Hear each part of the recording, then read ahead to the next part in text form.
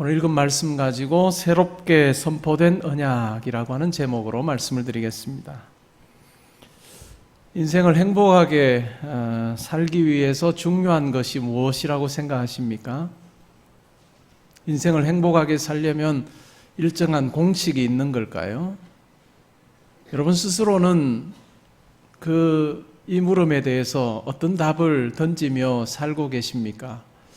인생을 행복하게 살려면 물질이 있어야 될 것 같고, 또 건강해야 될 것 같고, 또 어느 정도의 위치에 있으면 좋겠다, 교육을 이 정도 받으면 유익이 된다, 여러 가지 답이 있을 수 있습니다. 제가 열거해드린 이와 같은 내용들이 원론적으로 도움이 되는 것 사실입니다. 그런데 때로는 내 인생의 행복이라고 하는 것이 단지 이것으로만 내가 누릴 수 있는 것은 아니구나 라고 하는 생각을 할 때가 꽤 있습니다. 이러한 주제로 72년 동안을 연구한 한 프로젝트가 있습니다. 그래서 2009년도에 그 결과가 발표되어졌습니다. 흔히 그랜트 연구라고 그렇게 부릅니다. 우리나라에서도 모 일간지에서 2009년에 이 연구 결과를 간략하게 소개한 적이 있습니다. 연구 내용은 이렇습니다. 1937년에 당시 하버드 대학교의 2학년이었던 남자 268명을 선정을 해서 72년 동안을 인생 추적을 했습니다. 여러분, 한 프로젝트가 72년 정도 가면 한 사람의 일생을 살펴보겠다 하는 거죠. 이 연구 프로젝트를 시작했던 사람은 2009년도쯤에 어떻게 됐을까요? 이 세상을 떠나고 이 72년간의 프로젝트 중에 많은 사람, 연구자들이 많이 교체가 되었습니다. 이 대상이 되었던 사람들 중에 유명한 존 F 케네디가 있습니다. 그래서 이 연구에 하버드 의대 심리학, 인류학 여러 교수들이 참여를 했습니다. 그래서 이 사람들의 삶을 쭉 추적한 거예요. 그래서 기간을 정해두고 인터뷰도 하고 설문조사를 하면서 당신의 삶이 어떤가를 계속해서 설문지를 통해서 확인하고 인터뷰를 통해서 확인했습니다.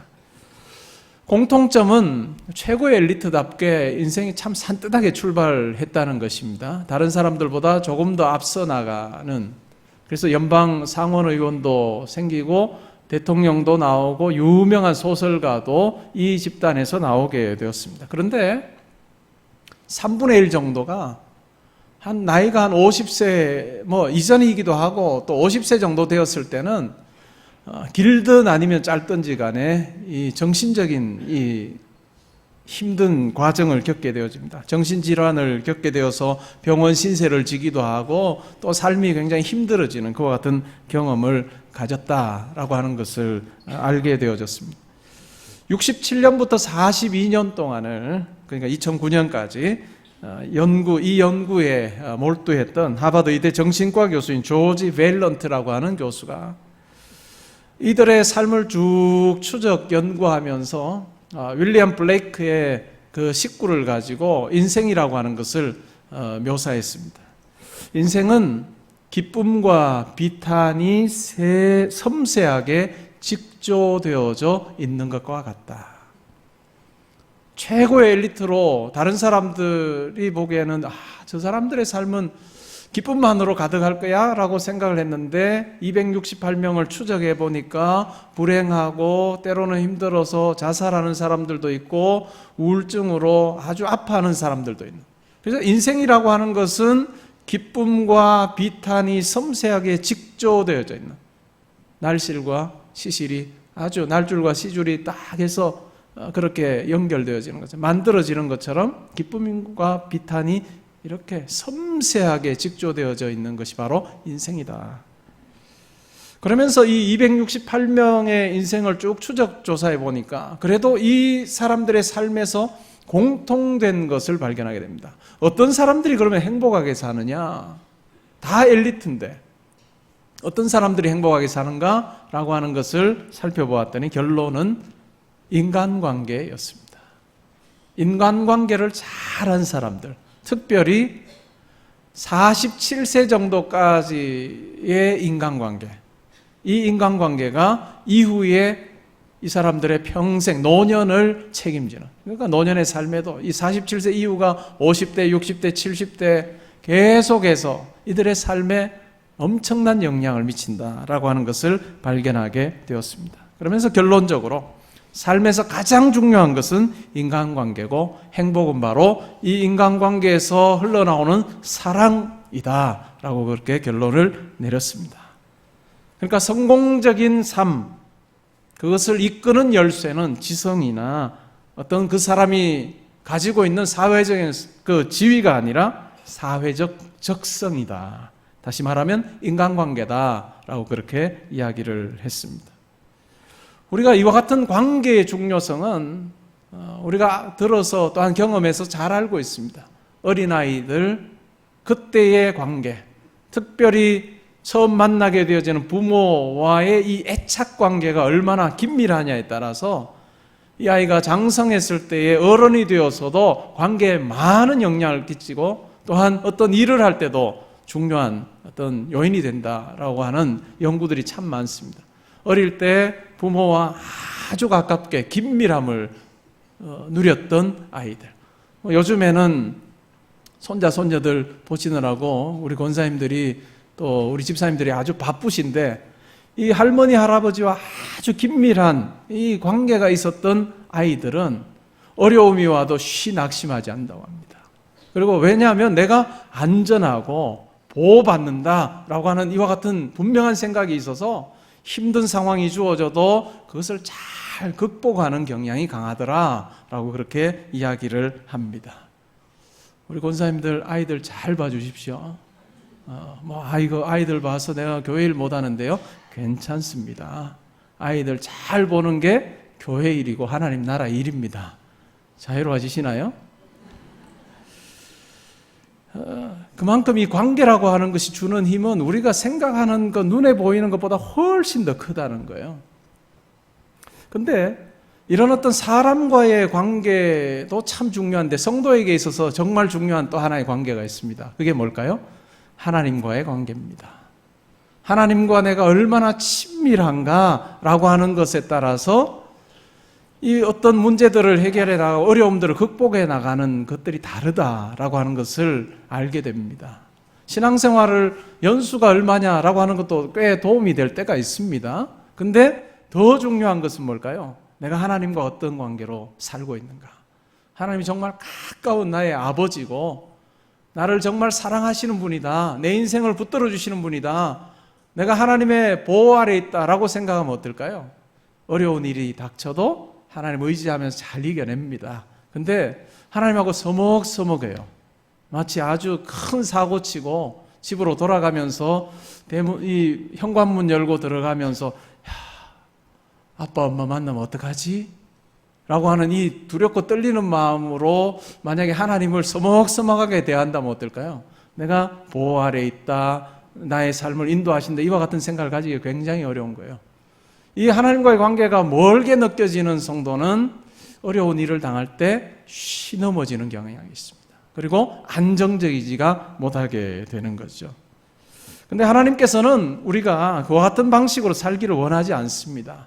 하나님께서는 우리가 정말 친밀한 관계로 하나님과 호흡하고 하나님과 모든 것을 나누는 그 같은 삶을 살기를 원하고 계십니다.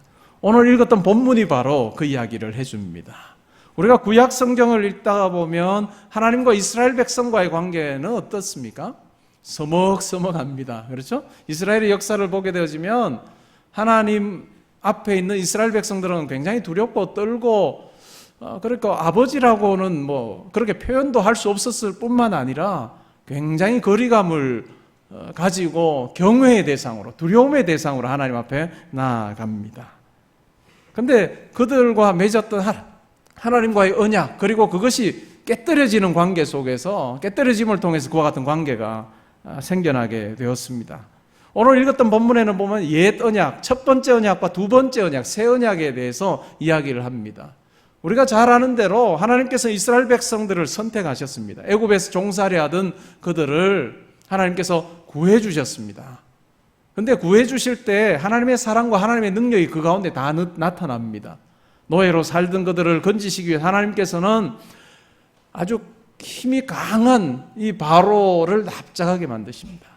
강팍한 바로의 마음을 아주 부드럽게 하십니다. 재앙을 통해서 그렇게 하시면서 내가 내 백성을 사랑한다라고 하는 것을 보여주십니다. 그리고 하나님의 능력을 보여주십니다. 그렇게 해서 하나님께서는 시내 광야로 그들을 인도하시고 시내 산에서 그들과 언약을 맺습니다. 언약은 뭘까요? 쌍방간의 어떤 약속을 맺는 것입니다. 그런데 하나님과의 언약은 하나님이 주도권을 가지고 계십니다. 그래서 하나님께서 주도권을 가지고 계시고 이 하나님의 뜻대로 순종하게 되어지며 이스라엘 백성들이 하나님과의 관계에서 친밀함을 누리게 되어져 있었던 것, 그것이 바로 첫 번째 언약입니다.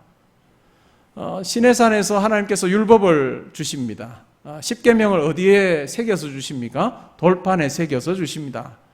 그 10계명과 여러 율법 조항들을 받았을 때 출애굽기 24장 3절에 보면 이스라엘 백성들이 어떻게 반응합니까? 한 목소리로 뭐라고 했을까요? 이것을 우리가 다 지켜 행하겠습니다. 이렇게 하나님 앞에 응답했습니다. 그러니까 하나님과 이스라엘 백성들의 관계는 하나님께서 주신 하나님의 뜻이 담겨있는 그 율법을 이스라엘 백성들이 잘 따르면 되는, 순종하면 되는, 그렇게 하게 되어지면 오늘 읽었던 본문에도 나오는 것처럼 하나님께서 이스라엘 백성들 가운데 머물러 있으셔서 그들의 인도자가 되어주시겠다, 하나님이 되어주시겠다 약속하셨습니다. 근데 이스라엘의 역사를 보면 어떻게 됩니까? 하나님 앞에 순간순간 불순종합니다. 하나님께서 원하시는 대로 행하지 않고 자기들 원하는 대로 하게 되어집니다. 그러면 이 약속이 어떻게 될까요? 계속해서 유지될까요? 깨뜨려집니다. 깨뜨려지고 또 하나님과의 관계를 회복하기 위한 하나의 방편으로 하나님께서 주신 게 있는데 그것이 바로 제사입니다. 동물 제사입니다. 동물 제사를 드려서 이 깨뜨려진 관계가 회복되어지게 하셨습니다. 근데 이 동물 제사가 약점이 있었습니다. 히브리서 7장에 보니까 동물 제사를 드리는 제사장 자체가 약하고 또한 이 동물 제사를 통해서 깨끗하게 할 수 있는 것은 육체적인 부분밖에 없었다. 결국 죄를 범하게 되고 불순종하게 되었던 이스라엘 백성들의 가장 큰 문제는 어디에 있었느냐? 마음에 있었습니다. 이 마음과 생각의 부분에서 하나님으로부터 내가 죄사함을 받았다, 하나님으로부터 내가 자유함을 누리게 되었다라고 하는 이러한 부분들을 그들이 공감하고 느낄 수가 없었던 것입니다. 그러다 보니까 서먹서먹해지는 겁니다. 그런데 하나님께서는 이스라엘 백성들에게 내가 옛 언약을 너희들에게 주었으니 이제는 계속해서 이 옛 언약으로 나를 만나자라고 말씀하지 않으십니다. 한 700년 정도 지나서 BC 한 700년 그 부근에 하나님께서 예레미야라고 하는 선지자를 통해서 말씀하십니다. 예레미야라고 하는 선지자를 통해서 내가 새로운 언약을 너희들과 맺겠다, 그날이 되어지면 내가 새 언약을 맺을 것이다 라고 말씀하셨고, 그 내용이 오늘 우리가 읽었던 이 본문 속에 길게 인용되어져 있습니다. 그러면 하나님께서 새 언약을 어떻게 맺으셨을까요? 오늘 읽은 말씀에 보니까 8절에 7절에 보시면 저 첫 언약이 무음하였더라면 둘째 것을 요구할 일이 없었으려니와, 그러면서 첫 언약의 그 잘못되었던 부분들을 지적합니다. 그게 무엇일까요? 그들의 잘못입니다. 첫 언약 자체가 잘못된 것이 아니라, 내용이 잘못된 것이 아니라 그것을 지킬 수 있는 능력이 사람들에게 없었던 것입니다. 그래서 하나님께서는 새 언약을 말씀하십니다. 그래서 그 새 언약에 대해서 내용을 적고 있는데, 히브리서 설교자가 이 새 언약에 대해서 소개하는 것은 굉장히 특이하고 분명한 의도가 있습니다. 우리말 성경에 보시면 8절을 한번 보실까요? 그들의 잘못을 지적하여 말씀하시되 라고 되어 있고, 그 내용이 쭉 새 언약의 내용이 내가 새 언약 맺겠다, 그리고 새 언약의 내용은 이것이다 라고 하는 것이 12절까지 쭉 되어 있습니다. 그리고 나서 12절 끝에 보니까 하셨느니라, 말씀하셨다 라고 하는 과거형으로 번역이 되어져 있습니다. 하나님께서 새 언약 이렇게 내가 맺을 것이고 새 언약의 내용은 이렇다라고 말씀하셨다라고 그렇게 우리말 번역에는 그렇게 번역되어져 있습니다. 어떤 영어 번역에 보면 우리말 번역처럼 이렇게 말씀하셨다라고 번역되어진 영어 성경들도 있습니다. 그리고 어떤 영어 성경들은 말씀하신다라고 현재형으로 번역되어진 성경도 있습니다. 그런데 원문에는 뭐로 되어 있을까요? 원문에는 말씀하신다라고 되어 있습니다. 현재형으로 되어 있습니다. 그 말은 건 무엇일까요? 이전에 700년 전에 예수님께서 오시기 전에 700여 년 전에 내가 그날이 되어지면 이렇게 내가 새 언약을 맺겠다라고 하셨던 그 하나님의 말씀을 이 히브리서 설교자가 단순히 그때 그렇게 말씀하셨다라고 하는 것으로 인용하는 차원이 아니라 지금 말씀하고 있는 것처럼 옛 언약이 지금까지 쭉 흘러오고 있었는데 내가 이제부터는 새 언약을 실현시키겠다. 내가 이제부터는 새 언약을 선포하겠다. 그래서 이제는 옛 언약으로 내가 내 백성을 만나는 것이 아니라 새 언약으로 만나겠다라고 하나님께서 지금 바로 이 자리에서 말씀하시는 걸로 현재형으로 이야기를 합니다. 그러니까 지금까지 옛 언약의 방식이 쭉 존재했는데 이제 하나님께서 이것 이제 폐하고 13절에 보니까 이제 이건 내가 없애고 새 언약이 이제부터 실효성을 가지게 하겠다. 효력을 가지게 하겠다라고 그렇게 말씀하고 있습니다. 하나님의 적극적인 개입이 이 속에 나타납니다. 그러면 새 언약의 특징 두 가지가 무엇일까요? 첫 번째 새 언약의 특징이 있다면 그것은 바로 내적인 것입니다. 이전의 옛 언약 가운데서 하나님께서 자기의 마음을 담아서 표현해 주실 때 돌판에 새겨 주셨습니다. 너희들 이것 봐라. 이 잘 사라지지 않는 이 돌판에 새겨진 내 계명을 보고 이제 이 계명대로 지켜 행해라 라고 말씀하셨어요. 그런데 문제가 뭐였다고 했죠? 마음과 생각은 이것을 감당할 수 있는 그런 능력, 지킬 능력이 없는 것. 그래서 어쩔 수 없이 불순종했던 것. 그것이 옛 언약의 연약함이었습니다. 근데 그것을 잘 아시는 하나님께서 어떻게 하세요? 새 언약을 주실 때는 내가 내 법을 너희의 생각에 두고 너희의 마음에 내가 새겨주겠다. 돌판에 새기는 것이 아니라 내가 너희들의 신비에 내가 새겨주겠다. 그래서 너희들의 마음속에 내 생각이 존재하게 해서 그렇게 행할 수 없었던 가장 근본적인 어떤 그 자리, 그 마음과 양심과 생각을 내가 이제는 나의 것으로 새롭게 하겠다라고 그렇게 말씀하십니다. 근데 이 새롭게 하시는 그 방식 무엇으로 가능해졌을까요? 우리가 수련하면 될까요? 우리가 내 생각이 하나님께서 원하시는 쪽으로 내가 가지 않으니 내가 마음의 수련을 해야지. 내 마음이 하나님께서 기뻐하시는 쪽으로 잘 가지 않으니 내가 마음 다스려야 되겠다라고 하는 것으로 되지 않습니다.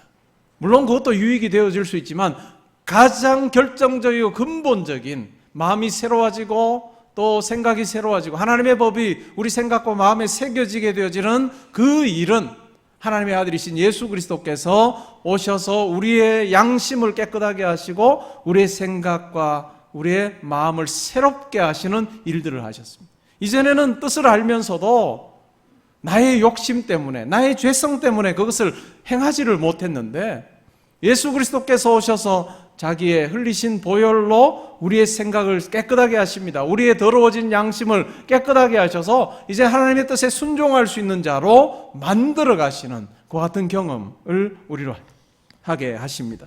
그래서 히브리서에서 보면 예수 그리스도께서 피를 흘리심으로 제물이 되셔서 우리를 깨끗하게 하셨던 그 자리가 무엇일까요? 9장 14절에 보시면 뭐라고 이야기합니까? 13절에부터 보시면 염소와 황소의 피와 및 암송아지의 죄를 부정한 자에게 뿌려 그 육체를 정결하게 하여 거룩하게 하다. 동물 제사에서는 할 수 있는 것은 육체 정결하는 것밖에 안 됐습니다. 그런데 14절에 보면 하물며 영원하신 성령으로 말미암아 흠없는 자기를 하나님께 드린 그리스도의 피가 어찌 너희 무엇을요?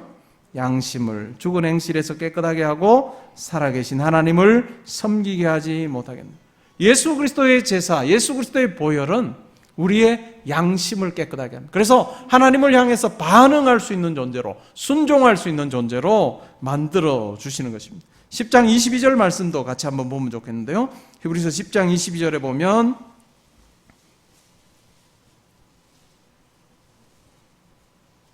우리 함께 읽습니다. 시작. 우리가 마음의 뿌림을 받아 악한 양심으로부터 벗어나고 몸은 맑은 물로 씻음을 받았으니 참 마음과 온전한 믿음으로 하나님께 나아가자. 우리가 마음의 뿌림을 받고 악한 양심으로부터 우리가 벗어나게 되어졌을 때 참 마음과 온전한 믿음으로 하나님 앞에 나아갈 수 있도록 하시. 예수 그리스도의 십자가에서의 죽음, 그 완전한 제사로 말미암아 우리가 이전에는 도무지 해결할 수 없었던 이 마음의 문제가 해결되어지게 되었던 것입니다. 그렇게 되어지면 어떻게 될까요? 하나님과의 친밀함이 유지되어지고 회복되게 되어지는 것입니다. 하나님과의 친밀함이 회복되어지는 거예요.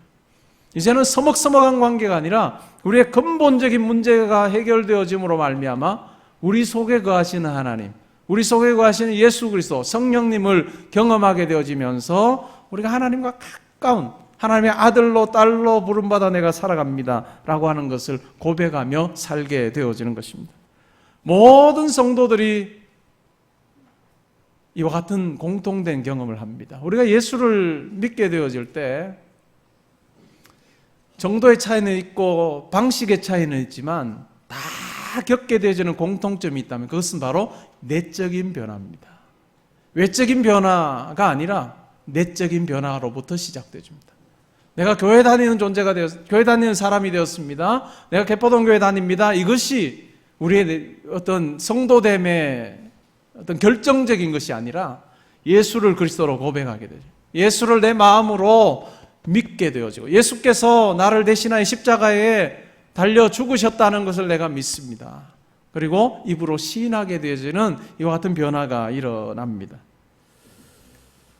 감리교의 창시자였던 존 웨슬리, 오늘 우리가 불렀던 찬양 영광에서 영광으로 천국까지 이를 이 찬양은 존 웨슬리의 동생인 찰스 웨슬리가 아마 작사한 곡이죠. 이 형인 존 웨슬리는 감리교의 창시자인데 그는 어릴 때부터 신앙교육을 잘 받은 사람입니다. 그럼에도 그는 계속해서 하나님께서 나를 받아주신다라고 하는 이 확신을 내가 좀 가지면 좋겠다라고 하는 생각을 가졌습니다. 심지어는 그가 선교 활동을 하면서도 그런 고민을 계속 가지고 있었어요. 1730년대에 그는 미국으로 건너가서 인디안 선교를 했습니다. 인디안들에게 복음을 계속 전하면서 그의 마음속에는 항상 한 가지가 있었어요. 나는 인디언들을 회심시키기 위해서 이곳에 왔는데 나는 누구로부터 회심을 받지? 라고 하는 고민을 그가 계속 가졌습니다. 그러다가 1738년에 런던에서 성경 공부를 하다가 진리의 빛이 그를 비추는 경험을 하게 되어집니다. 그러면서 자기에게 일어난 변화를 이렇게 적고 있습니다. 나는 마지못해 그날 밤 알더스 게이트에 있었던 모임에 참석했다. 거기서 한 사람이 루터가 쓴 로마서 주석 서문을 읽어 주었다. 9시 15분 전 그리스도 안에 있는 믿음을 통해 하나님께서 사람들 마음속에 일으킨 변화에 대해 그가 설명하는 동안 나는 마음이 이상하게 따뜻해지는 것을 느꼈다. 그리고 나는 구원을 위해 그리스도를 오직 그리스도만 신뢰해야 한다는 것을 알게 되었다. 그리고 그분이 나의 죄를 제거해 주시고 죄와 죽음의 법에서 나를 구원해 주셨다는 확신을 가질 수 있게 되었다. 우리에게 일어나는 변화는 내적인 변화입니다. 죽음의 문제, 또한 나의 인생의 어떤 고민들, 그리고 내적인 어떤 부분에서 겉으로 드러난 것과 다르게 내가 그렇게 멋진 사람이 아니라고 하는 것을 우리가 경험하며 살아가던데 예수께서 우리 가운데 오셔서 우리가 죄와 사망의 법에서 자유케 되어지고 우리가 하나님의 백성 되었음을 깨닫게 해주는 그 진리의 법이 빛이 우리 가운데 비춰지게 될 때 우리 속에 비로소 자유함이 생겨나게 되었고 그것을 경험한 자가 바로 성도라고 할 수 있습니다. 그러면 이 새 언약의 친밀함이라고 하는 것, 이제는 누구에 가르쳐서 알아라 라고 할 필요가 없는 이와 같은 친밀함은 공동체적으로 일어날까요? 한 예배 가운데서 그냥 말씀이 선포되면 모든 성도가 다 믿습니다, 아멘 하는 방식으로 일어나는 것이 아니라 1대1의 방식입니다.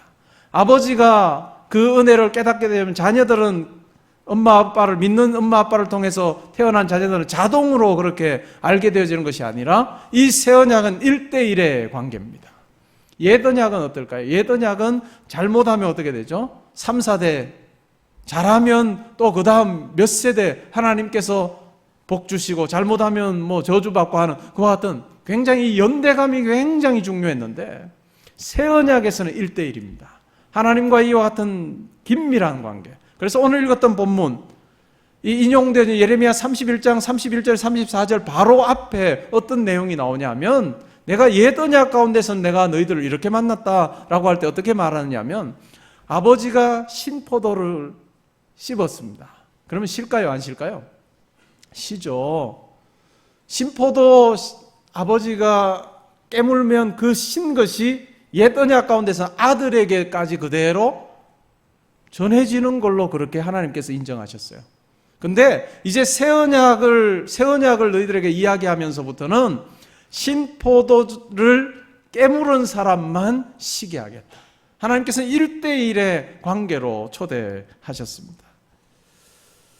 그래서 이와 같은 그 하나님을 만나는 경험을 하게 하십니다. 그리고 두 번째 특징이 있다면 두 번째 특징이 뭘까요? 12절에 나옵니다. 내가 그들의 불의를 긍휼히 여기고 그들의 죄를 다시 기억하지 않겠다. 여러분 어떤 사람이 잘못하는데 그 잘못한 부분에 대한 기억이 정말 잘 축적되어져 있다면 여러분들이 그 사람을 만날 때 어떨까요? 그 사람을 만날 때 아주 착한 사람이라고 생각하고 그렇게 대할 수 있을까요? 그 불가능하죠. 어떤 사람의 잘못이 내 머릿속에 다 입력되어져 있다면 잘 대할 수가 없어요. 하나님께서 이스라엘 백성들을 볼 때마다 수도 없이 하나님께서는 정말 잘 대해주셨는데 이들은 수도 없이 불순종하고 하나님을 반역했습니다. 근데 하나님께서 뭐라고 이야기합니까? 우리 인간의 연약함을 알고 우리로서는 하나님께 나아가서 하나님의 인정받을 수 있는 능력이 없다는 것을 아시고 우리의 마음을 깨끗하게 하시고 우리의 생각을 깨끗하게 하시는데 하나님께서 또한 자기의 태도도 바꾸십니다. 내가 더 이상 이제 불의를 긍휼함으로 대하고 긍휼히 여기고 기억하지 않겠다. 기억하지 않겠다라고 그렇게 말씀합니다. 아이가 잘못을 저지르고 아버지 보는 것이 힘들어요. 그리고 집에 들어가려고 할 때도 엄마 아빠가 소파에 앉아 있으면 어떡하지? 라고 하는 그 마음 가지고 아주 힘들어하는 가운데 조마조마한 마음으로 살살 문 열고 왔다 갔다 하고 있다가 어느 날 거실에 앉아 계시는 아버지 어머니를 만났습니다. 그리고 아버지가 그 아이를 불러서 이렇게 이야기합니다. 내가 잘못한 것 다 용서해 주마. 그리고 내가 앞으로 이 일에 대해서는 다시는 언급하지 않겠다. 그 말을 들으면 어떨까요?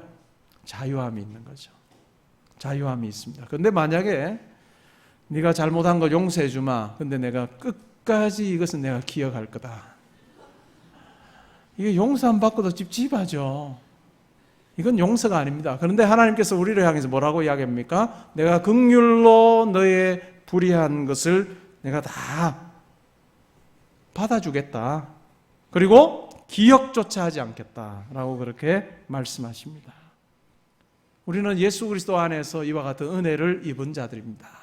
우리가 하나님의 뜻대로가 아닌 우리의 뜻대로 살던 때에 하나님께서 우리에게 긍휼을 베풀어 주셔서 우리가 하나님의 자녀 될 수 있도록 우리의 이전의 모든 범죄함들에 대해서 또한 우리가 태어나면서 아예 불순종의 이 영을 가지고 태어나서 하나님과는 상관없는 그와 같은 삶을 살았던 우리를 향해서 내가 더 이상 기억하지 않으마 라고 우리에게 말씀해 주셨고 예수 그리스도 안에서 우리를 그렇게 대해주고 만나 주셨습니다. 그리고 예수를 믿고 난 이후에도 우리는 범죄합니다. 죄를 짓습니다.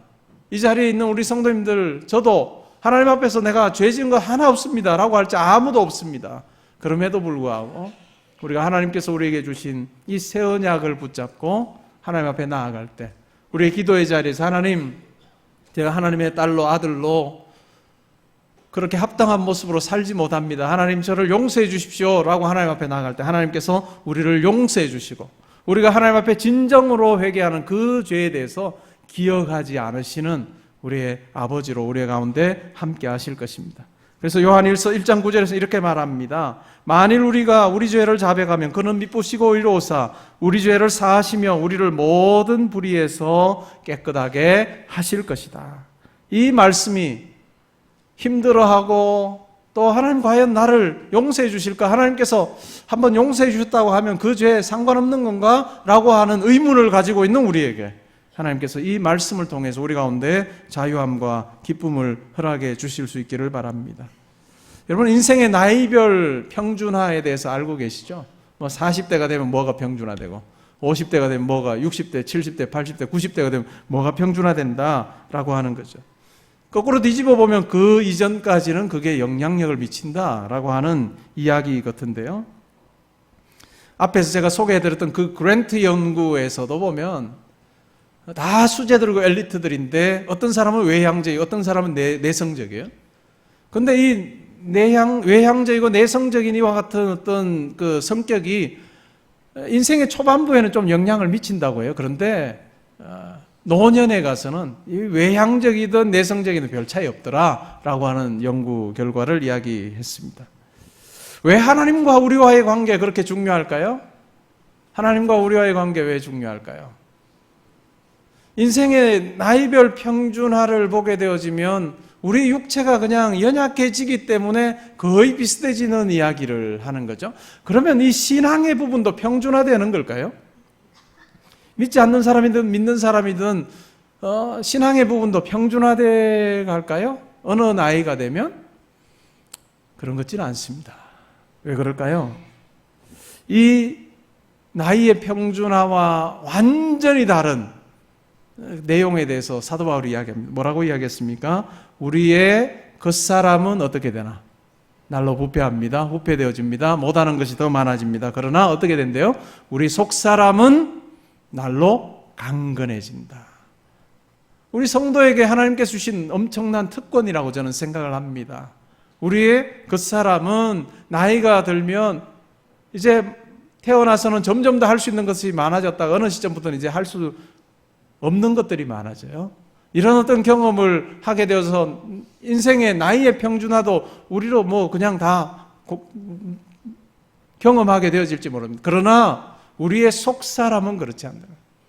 우리의 속사람은 날로 강건해져서 우리의 인생의 연수가 더해 갈수록 하나님과의 깊이가 더 있어지고 하나님을 더 친밀하게 고백하게 되죠. 또 우리가 이 세상 마지막 호흡하는 그날이 가까워진다 할지라도 우리는 두려움이 없는 것이 하나님께서 우리를 영원이라고 하는 자리로 인도하시는, 우리가 그냥 무로 끝나는 삶이 아니라 하나님께서 우리를 위해서 하나님 나라 좋은 것을 예비하시고 우리를 부르고 계시는 하나님이 계시기 때문에 우리는 두려워하지 아니하고 우리의 인생의 어느 시기를 살든지 간에 하나님께서 주시는 평강을 누리는 자로 살 수 있습니다.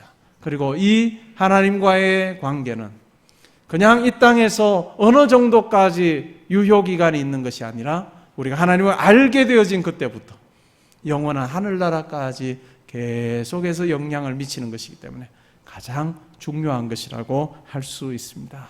오늘 이 자리에 있는 우리 성도님들이 하나님께서 여러분들을 향해서 선포하고 계시는 이 새 언약을 누리는 자로 사실 수 있기를 바랍니다.